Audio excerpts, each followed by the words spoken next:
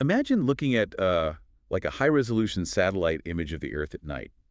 You've probably seen those pictures before. Oh, yeah, with the all the glowing clusters of light. Exactly. You see these brilliant clusters where the major cities are, and they're sprawling out like these intricate nervous systems across the continents. Right, and then you have the dark spaces. Yeah, the deep, vast darkness of the oceans, the quiet expanses of the unpopulated deserts, the mountain ranges. It is this incredibly beautiful, totally unified picture of our planet floating in space. It really is. But what you absolutely do not see anywhere on that dirt or across that water are the lines. Yeah, there are no black lines painted on the ground. Right. There are no thick black lines dividing one patch of soil from another, no dotted red markers separating hemispheres. And yet, those invisible lines, those completely human-made conceptual boundaries, they dictate almost everything about the lives lived within them. Which is pretty wild when you actually stop to think about it. It really is. So welcome to the deep dive. Today, we are pulling from this massive stack of sources. I mean, we've got political philosophy essays, international law frameworks, deep sociological studies on migration, and even some economic papers on global trade. It's a heavy stack of reading today. Oh, for sure. And the mission here is to answer a really profound, honestly kind of uncomfortable question. We're going to unpack the massive tension between the practical reality of how we organize political communities and the fundamental moral equality of all human beings. Right, we're talking about borders. We are talking about borders, and it's arguably the ultimate paradox of modern human existence. It is, because if you think about it on an everyday, purely mundane level, a border just feels like a minor administrative hurdle. Yeah, like a passport stamp. Exactly. For a lot of people listening to this, it's a stamp. It's an online visa application you fill out before a vacation. It's standing in that line at the international terminal where you take off your shoes and answer a couple of tired questions from a customs agent. Right, it's just bureaucracy. But when you zoom out from that localized experience, that mundane line carries this overwhelming, almost terrifying existential weight. It is quite literally an invisible wall that decides where one human life is allowed to move, to flourish, to legally exist, and where another human life may not. Which is heavy. Extremely. And the sources we're examining today make it incredibly clear that this isn't just a debate about geography or like map making. Right. What we are really diving into is a profound moral questioning of whether human beings belong first and foremost to humanity as a whole or to the specific bounded nations they happen to be born into. That is a colossal question to kick things off with. And to really get into it, we kind of need to look at how our sources actually define what a border is. Yeah, we have to start with the definitions. Because one of the political philosophy papers we read makes a statement that just completely rewired how I view a map. It says, a border is fundamentally a moral claim. A moral claim, right. Yeah, not just a geographic boundary where a river happens to run or a mountain range peaks. It is a political community standing up, drawing a line in the dirt, and asserting the absolute right to define exactly who belongs. Who can enter, and crucially, who is entirely excluded. Exactly. And the stakes of that claim are unbelievably high. We aren't just talking about who gets to use a specific public park. We are talking about access to basic human rights, economic opportunity, legal protection, and literally, statistically speaking, life expectancy. That framing is essential because we have to understand the mechanics of why borders are not, and really can never be, neutral entities. They're the ultimate gatekeepers of human resources on this planet. Right, they aren't just innocent lines. No, not at all. Let's look at how this plays out in reality. Think about your own life or the life of the listener right now. Your statistical life expectancy, the robustness of your legal safety net, the fundamental rights you can exercise. Like free speech or owning property. Exactly. All of that is largely a product of which side of a line you happen to inhabit. When a state draws a border and enforces it, it is physically manifesting the concept of exclusion. It's creating an us and a them. Yes, it's constructing an inside where people are recognized by a specific legal order, where they have standing in a court of law, and an outside where people are left entirely out of that specific social contract. Okay, let's play with that for a second. Because if a border is, technically speaking, just this administrative tool for organizing society, Yeah. why does it operate so much like a VIP club bouncer? A bouncer, yeah. You know what I mean? It's like there's this exclusive, heavily guarded club called Safety and Prosperity, and the bouncer at the door is meticulously checking a guest list. Right. If you happen to be on the list, you walk right in, you get a drink, you enjoy the music, you are protected by the security staff. But what about the millions of people who are never ever put on the guest list? It's a great analogy. What happens to the entire concept of membership when the vast majority of humanity is standing out on the sidewalk in the freezing cold, just looking through the windows? It's a compelling image, but the literature actually forces us to take that analogy a step further, because the stakes are so much higher than a nightclub. How so? Well, if you are excluded from a VIP club, you can still just go home, right? You still exist within a broader society that recognizes you. But on a global scale, the sources emphasize that borders determine who is recognized by a legal order at all. Oh, wow. Yeah. In our modern world, there is no overarching global police force or universal safety net that protects you simply because you're human. Protection comes from states. So if you aren't in one. Exactly. If you are not on that guest list, if you are outside the border of a stable, prosperous nation, you are not just excluded from a geographic space. You are excluded from the protection of those specific laws, institutions, and resources. You become a non-member. Which is terrifying. It is. And in a world where almost every square inch of habitable land is fiercely claimed by one VIP club or another, being a non-member or being trapped in a failing club can quite literally be a matter of life and death. So the physical walls, the barbed wire, all of that. They aren't just architecture. They are the physical enforcement of that moral claim of exclusion. Right. And I mean, when you put it like that, it sounds incredibly harsh. It sounds almost inherently unjust. Knowing that borders hold this immense power to completely dictate the trajectory of a human life, it naturally begs the question, why do we tolerate them at all? Why not just tear them down? Exactly. Why not just get rid of them? And this brings us to a massive, incredibly important part of our reading, which is the pragmatist's defense of borders. Right. Because as much as the VIP club analogy makes the system look cruel, the sources present a very robust, very grounded case for why these lines are entirely necessary. And we really have to examine this pragmatist defense with deep seriousness because it forms the very foundation of our entire modern world order. It's the whole system. Exactly. The case for borders centers heavily on the mechanics of political order, self-government, and the necessary protection of functional communities. Think about the actual day-to-day logistics of a functioning state. It's a massive undertaking. It's an incredibly complex machine. You have to have a defined jurisdiction. You have to be able to levy taxes from a specific population, pool those resources, fund public services, and enforce a coherent set of laws. So the pragmatist argues that borders define exactly where a government's authority and responsibility begins and ends. Exactly. Without that container, the machine just falls apart. It's the ultimate who does what problem. Yeah. Let's walk through a hypothetical here. Say we just decided to erase all the borders tomorrow. Every line on the map is gone. Chaos. Right. How do we answer the most basic logistical questions of a functioning society? Who fixes the potholes on the highway? Who funds the public hospital down the street? Good luck figuring that out. If anyone can move anywhere at any time without restriction, how does a city planner in a border town figure out how much water infrastructure they need for the next 20 years? They can't. And how do you know who has the right to vote in the local election to decide where a new school goes if the population of the town is fluctuating by millions of people every month? You've hit on the exact logistical nightmare the pragmatists point to, and it goes even deeper than just fixing potholes or planning water mains. Oh, really? Yeah.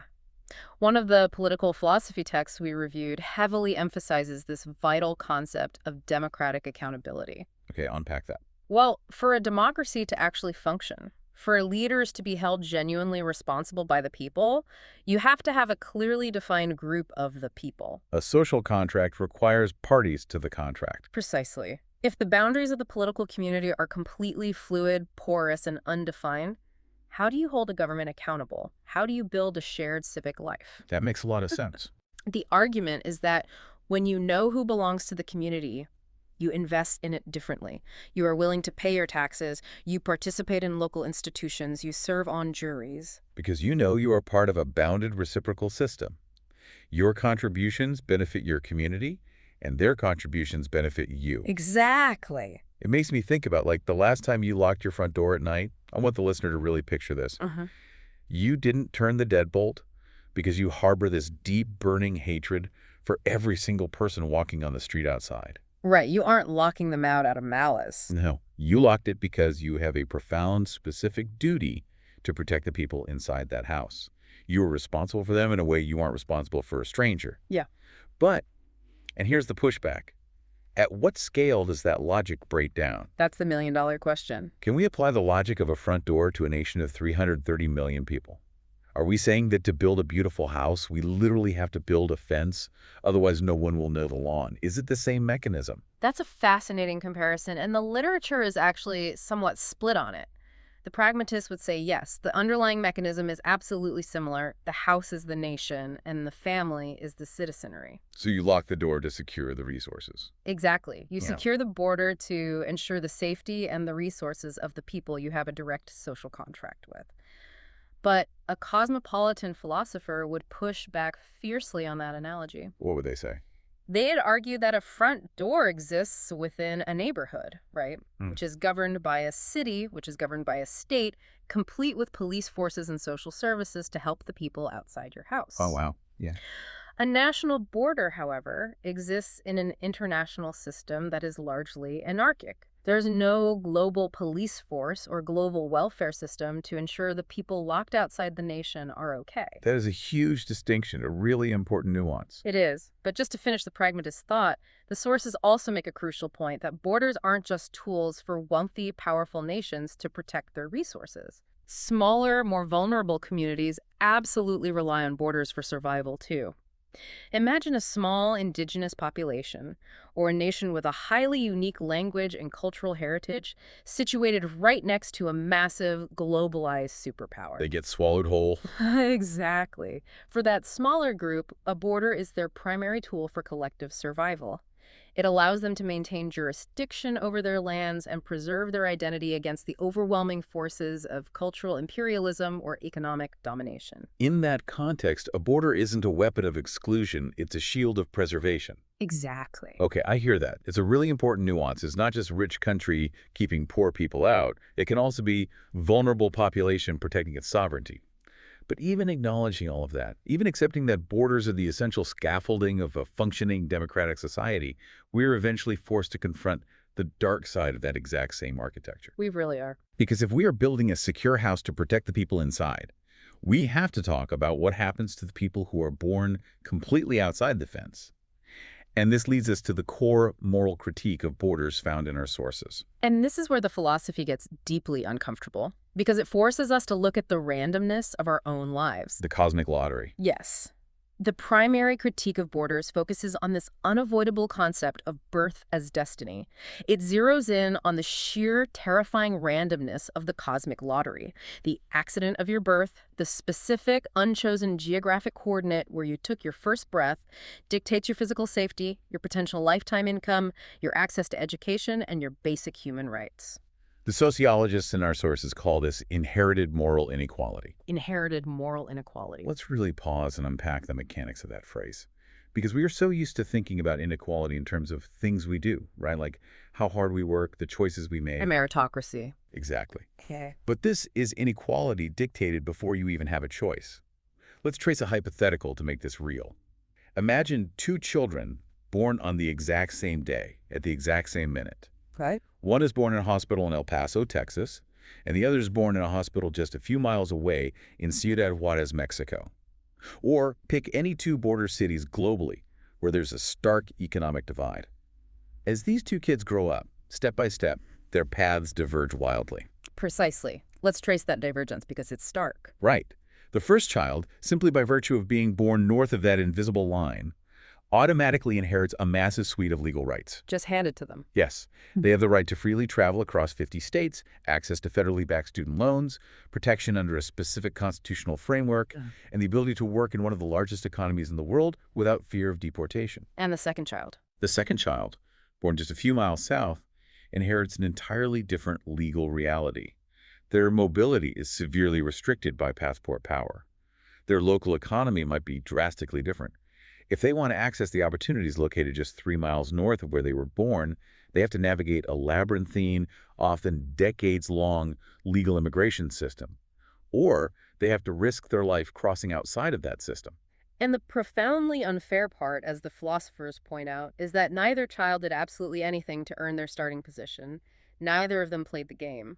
It's like we're all handed a lottery ticket the second we take our first breath, but we don't get to scratch it.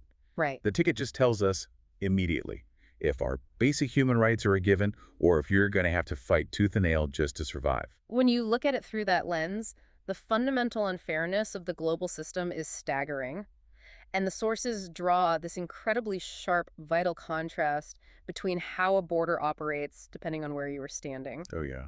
The inside versus the outside. They describe how a border is experienced completely differently. From the inside, as a legally recognized citizen of a stable state, a border is what the literature calls administratively normal. Administratively normal. Break that down for us. What does that actually look like in practice? It's bureaucracy. It's making sure your passport isn't expired before you go on a business trip. It's a mild inconvenience. Getting your bag checked. Exactly. But from the outside looking in, especially for someone fleeing a collapsing state, escaping violent political persecution, or running from total economic devastation, that exact same physical space, that exact same line on the map is existentially brutal. Existentially brutal. Yes, it is armed guards, razor wire, detention centers, and the very real threat of violence or death. The border is a completely different entity depending on which side of the birth lottery you won. For me, it's taking off my shoes at the airport. For someone else, it's being trapped in a conflict zone because a neighboring country closed a checkpoint. And this tension naturally brings up a massive philosophical concept mentioned heavily in the international law texts we reviewed: cosmopolitanism. Yes, cosmopolitanism is a crucial framework here. It is the view that our deepest, most fundamental moral community isn't our nation or our state or our city. It's humanity. It is humanity as a whole. Cosmopolitan thinkers ask a very challenging, almost disruptive question. If human dignity is truly universal and fundamental, as almost all of our modern human rights declarations, like the UN Charter, explicitly claim, then how can a purely political border ever justify overriding basic rights or ignoring urgent life-threatening need? Because if you strip away the passport, if you strip away the nationality and the legal status, what is left standing there is just a human being. Exactly. And cosmopolitanism argues that a human being's inherent moral worth shouldn't be nullified or even lessened simply because they happen to cross an invisible line on a map. If a person is starving or bleeding or in danger, their citizenship status shouldn't dictate whether we believe they deserve to be saved. But wait, if we accept that premise, if we accept that everyone is morally equal, aren't we just circling right back to the pragmatist's nightmare? We kind of are, yeah. We are caught in this massive, seemingly unsolvable philosophical bind.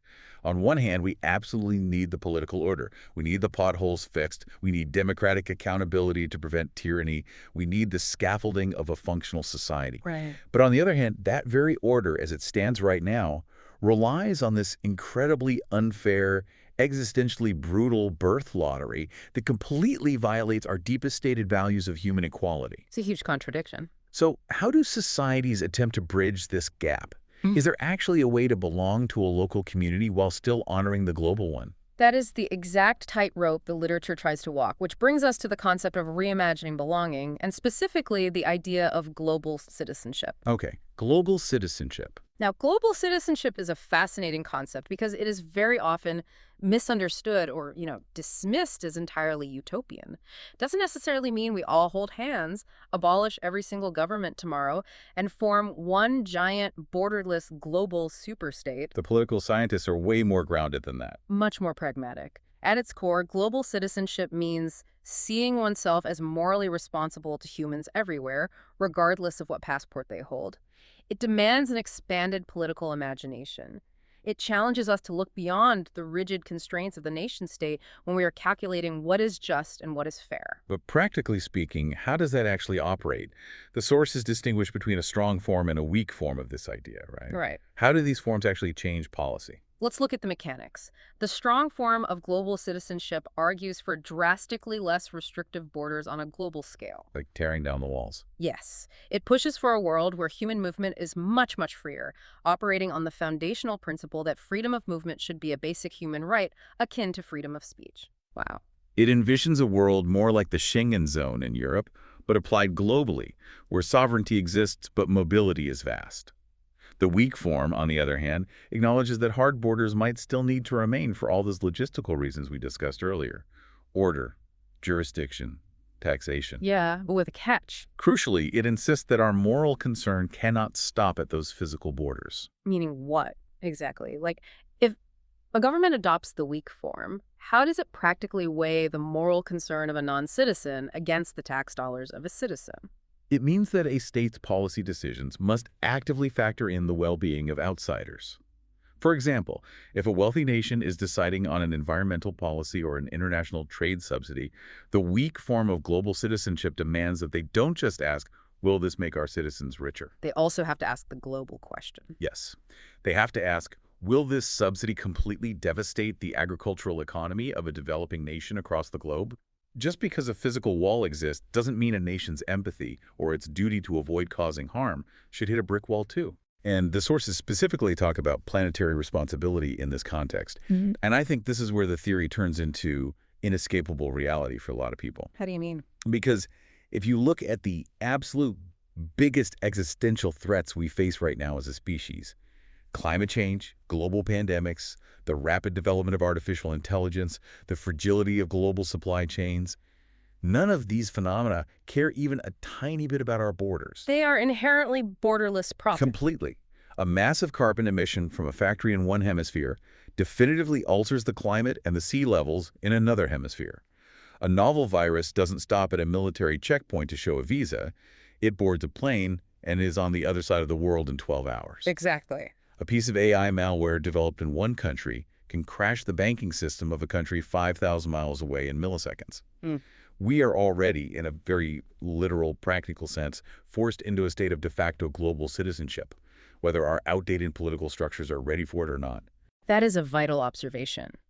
Our technology, our deeply intertwined global economies, and our environmental impacts have completely outpaced our historical political maps. The architecture of the 19th and 20th century nation-state is really struggling to contain 21st century problems. Which is why this is so urgent. Right. And this is why expanding our political imagination is no longer just a philosophical exercise. It's a matter of planetary survival. Global citizenship is a framework that asks us to recognize that our co-nationals, the people who share our specific geographic lottery ticket, are not the only ones who matter morally when we make decisions. Yeah. If our actions, our pollution, and our commerce are impacting people across the globe, our moral responsibility has to extend across the globe as well. But let me pose a question to you, and I want the listener to really turn this over in their own mind too. Does calling yourself a global citizen actually change how you act on a Tuesday? That's the challenge, right? Or is it just a really nice, comforting bumper sticker? It's very easy to feel a vague, warm sense of goodwill toward humanity in the abstract. But how does a regular person actually expand their political imagination in a way that materializes into anything meaningful? That is the essential challenge of the literature. If it remains just a bumper sticker or a phrase we use to feel enlightened, it's meaningless. Expanding our political imagination means changing how we vote, how we consume, and what policies we demand. It has to have teeth. It does. It means demanding that our representatives factor the well-being of outsiders into national legislation. It's a fundamental psychological shift from asking what's best for us to asking what is just, given our shared humanity and our shared planet. But as your skepticism rightly points out, translating that high-minded ideal into real-world, messy, bureaucratic policy is incredibly difficult. Which is exactly where we go next. Yeah. Because understanding the philosophy is step one, but how does it actually play out on the ground where the rubber meets the road? Let's dive into the policy spectrum. Right. Our sources outline 3 broad positions that societies take when trying to handle this profound tension between the need for borders and the moral reality of human equality. The policy papers lay this out as a spectrum. Position 1, on the far end, is strong border defense. Okay. This is the view that sovereign states have incredibly broad, almost absolute rights to control entry, to define membership, and to exclude anyone they choose for almost any reason. The mechanism driving this view relies heavily on what we discussed regarding political order. The whole potholes and accountability thing. Exactly. The argument is that political communities desperately need high levels of social cohesion to function. The belief is that duties are naturally, inherently strongest to fellow citizens, a concentric circle of morality where you care for your family, then your town, then your nation. Right. Proponents of this view argue that large, uncontrolled migration would completely destabilize the tax base, fracture the social trust required for public welfare programs, and ultimately break the institutions that make a state functional and attractive in the first place. Okay, I understand the mechanics of the coherence argument. But the risk there, as the texts forcefully point out, is the moral blind spot. Oh, absolutely. If you lean entirely into strong border defense, a nation can become completely, systematically indifferent to the suffering of anyone on the outside. You build the wall so high and you insulate yourself so thoroughly that you can't even hear the people knocking. You lose your humanity in the process. Exactly. You prioritize a slight increase in domestic comfort over the literal survival of outsiders. So let's look at the complete opposite end of the spectrum. What is the alternative? Position 2 is the open borders ideal. This position argues that freedom of movement should be considered a basic, fundamental human right enshrined in international law. Just like free speech. Right. The mechanics of this argument often draw parallels to internal movement. Just as a citizen of the United States is entirely free to move from a failing economy in one state to a booming economy in another without asking permission, a human being should be free to move globally to seek a better life. To fix the birth lottery. Exactly. The reasoning here is that the birthright inequality we traced earlier with our two hypothetical children is simply too unjust, too arbitrary to tolerate. Open border advocates argue that current border regimes wrongfully trap hundreds of millions of people in cycles of misery, poverty, and danger that they did not create, simply to protect the outsized wealth of the global north. And there's an economic argument too, right? A massive one. Some economists estimate that completely opening borders would double the global GDP by allowing labor to move efficiently to where capital is. Right, double the global GDP sounds amazing on paper, but I can already hear the pragmatists screaming at their devices. Oh, yeah. The logistics are tough. The risk there is glaringly obvious to anyone who works in local government. It completely underestimates the immediate practical strains on a political system. Can public trust survive? Can a local social safety net, or a city's housing market, or basic infrastructure like schools and hospitals survive a massive, sudden influx of people? Probably not. It's a beautiful moral ideal, but logistically, without a globalized government to manage it, it sounds like a recipe for overwhelming local institutions and creating massive backlash. Which brings us, inevitably, to position 3, the middle path. Yes, the middle view, which the political philosophy texts refer to as a bordered world with global moral duties. This is the conscious attempt to synthesize the two extremes. The Goldilocks zone. Right.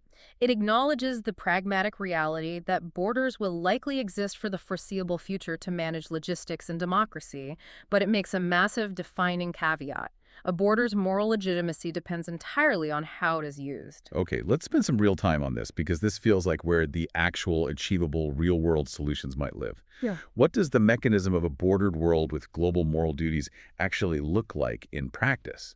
How does a state operate under this framework? In practice, it looks like a world where sovereignty exists, but there is no absolute right to exclude. It means a state cannot just put up a sign that says, no one gets in, ever, for any reason, because we want to keep all our resources for ourselves. So it limits state power. Heavily. It dictates that states have incredibly strong, legally binding, and unbreakable duties to refugees who are fleeing imminent harm. It demands immigration systems that are vastly more humane, efficient, transparent, and fair, rather than systems designed to be bureaucratic labyrinths that punish applicants. And what about international crises? Crucially, it requires a shared, proportional international responsibility for global crises. If there is a massive civil war displacing millions, the middle path demands that wealthy nations across the globe share the responsibility of taking in refugees, rather than just leaving the single, often poor country that happens to border the conflict zone to deal with the entire humanitarian fallout alone. So it's a rigorous attempt to hold together political realism, the need for order, with moral universality, the recognition of human dignity. Exactly. Okay, I see the immense appeal of the middle path, but I have to push back here because this sounds incredibly fragile. Let's use a lifeboat analogy from the sources. Oh, that's a good one. You have a lifeboat that can safely hold 50 people. There are 100 people in the freezing water. The pragmatist says, pull up the ladder, protect the 50. The open border idealist says, let everyone on, which sinks the boat and everyone drowns. The middle path says, we have a duty to rescue, but we also have a duty to not sink the boat. Right. Isn't the middle path just constantly agonizing over exactly when to pull the ladder up? Can you really maintain a meaningful border offense that inherently requires you to use force to keep some people out, while simultaneously claiming you have strong moral duties to everyone in the water? Doesn't the very act of maintaining the border eventually require you to violate those duties when the boat is deemed full? It is a phenomenal pushback, and the lifeboat analogy perfectly highlights the extreme, almost unbearable tension of the middle path. The proponents of this view would argue that the legitimacy of the border is conditional and the definition of full is often manipulated. Manipulated how? Well, if a border is used merely as a traffic light to safely and efficiently manage the flow of people so that the lifeboat doesn't capsize, while still doing everything in its power to prioritize pulling those in the most urgent need out of the water, then it retains its moral legitimacy. Why? But the moment the border is used as a weapon, the moment the people in the lifeboat say, we actually have room for 20 more, but we'd rather stretch our legs out, and they use the oars to push desperate people away, it loses all moral standing. The tension you identified never goes away. It requires constant, vigilant, often painful moral balancing by the citizenry and the government. And that, unfortunately, brings us to the most uncomfortable and perhaps the most important part of our deep dive. Right. Because when we leave the realm of philosophy, when we leave the hypothetical lifeboat, and we look at how borders are actually used in the real world today, they frequently fall disastrously short of that moral middle ground. They really do. Let's talk about the phenomenon our sources call organized moral indifference, and what happens when the mechanisms of borders turn ugly. The sources are unflinching on this point. Even if you completely accept the practical necessity of borders in principle, even if you buy the pragmatist argument wholesale, the texts argue that borders completely lose their moral legitimacy under certain real-world conditions. Specifically when they protect privilege. Yes, specifically when they become morally ugly, when they are weaponized to protect privilege without accepting any corresponding responsibility. We live in a deeply, inextricably interconnected world. Wealthy nations in the global north enjoy all the immense, staggering benefits of globalized systems. Cheap labor, frictionless international trade. The extraction of natural resources from the global south, and the ability for their capital to move across borders in milliseconds.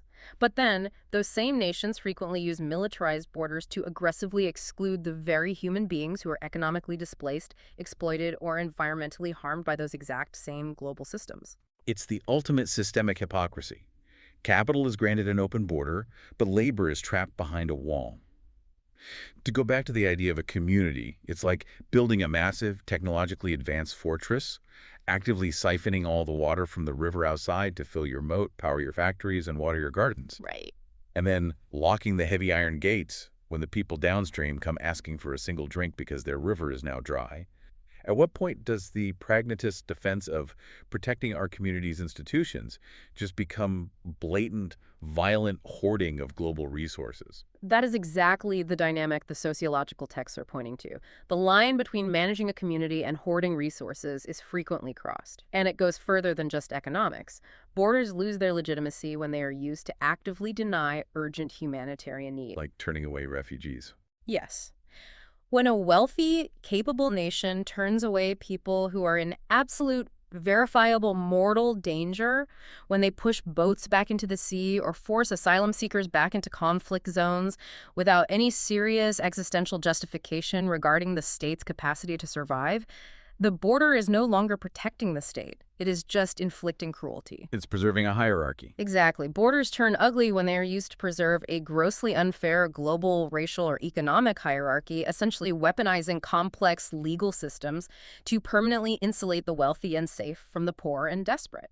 The phrase that really sticks out to me in this section of the reading is organized moral indifference. It's such a chilling combination of words. It really is. Because it implies that the cruelty isn't just accidental. It's not a glitch in the system. It is the system. It's a systematized, bureaucratic, heavily funded turning away from human suffering. But to make a system like that work, to have ordinary, everyday people, people who love their kids and go to PTA meetings, willing to enforce those borders and look away from that suffering, something psychological has to happen first, right? Yes. The vital context here, explored deeply in the sociological studies, is that dehumanization is the absolute non-negotiable prerequisite for this kind of system to function. How did that happen? The sources assert very clearly that when outsiders are spoken of in political discourse as threats first and as human beings second, the entire moral calculus changes. When migrants or refugees are consistently described by politicians or media using natural disaster Like metaphors. a swarm or a flood. Exactly. When they are called a swarm or a tide, a flood, or an invasion, the border ceases to be a practical, administrative tool for managing logistics. It becomes an instrument of dehumanization. Treating people as inherent threats rather than as human beings seeking safety is the psychological mechanism that allows a society to avoid the immense moral guilt of turning them away. If they are a flood, you build a dam. If they are an invasion, you deploy the military. It is how we collectively rationalize the existentially brutal reality of the wall and how we justify our organized moral indifference. Wow. We've really traversed an incredible, challenging landscape today. We started with the basic practical necessity of maps, the logistics of fixing potholes, and the requirement of democratic accountability. And we've journeyed all the way to the darkest, most complex psychological uses of the walls we build to separate ourselves from each other, and how those walls can be weaponized to hoard the Earth's resources. It's a lot to process. It is. So where does this leave you, the listener, in making sense of the deeply divided, bordered world you live in right now? Well, if we synthesize everything we've pulled from these diverse sources, from the pragmatists to the cosmopolitans, the ultimate nuanced takeaway is this. Borders may indeed be justifiable. They may be necessary, practical tools for maintaining political order, ensuring democratic responsibility, and allowing for collective self-government in a complex world. They aren't inherently evil. No, we don't have to pretend that managing a modern nation is easy or that borders serve absolutely no logistical purpose. But, and this is the crucial overriding but that the texts leave us with, they are never morally ultimate. The deepest, most fundamental moral reality of our existence is not our nationality, our passport, or our geographic coordinate. It is our shared humanity. The sources actually leave us with some profound, almost disruptive reflection questions.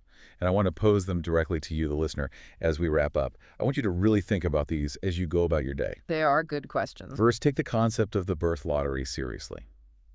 If you had been born on the other side of a border, pick a border, any border that defines global inequality, what would you think justice required in that situation? Would your view of the wall change if you were the one locked out? Definitely changes your perspective. Second, look critically at the borders in today's world. Do you think they primarily exist to protect functional political order? Or do they primarily exist to protect unearned luck and accumulated wealth? And finally, what would it actually mean in the daily actions of your life to belong deeply to a country, to love your local community without ever forgetting that you also belong to humanity? Those questions require real, sometimes very uncomfortable introspection. As a final analytical thought, I think it's vital to remember the text's assertion that we may currently live in a world of states. That is, our present political reality.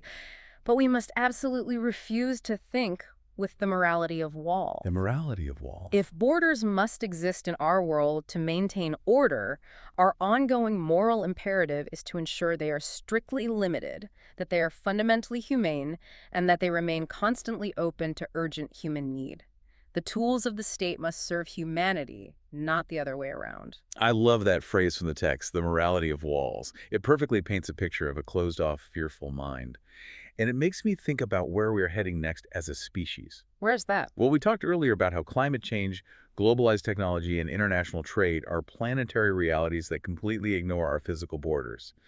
So I want to leave you with this final, lingering, provocative thought to mull over as we move deeper into a century that is going to be completely defined by borderless digital realities, by artificial intelligence that exists simultaneously everywhere in the cloud, and by a shifting global climate that doesn't respect a single line drawn on any map.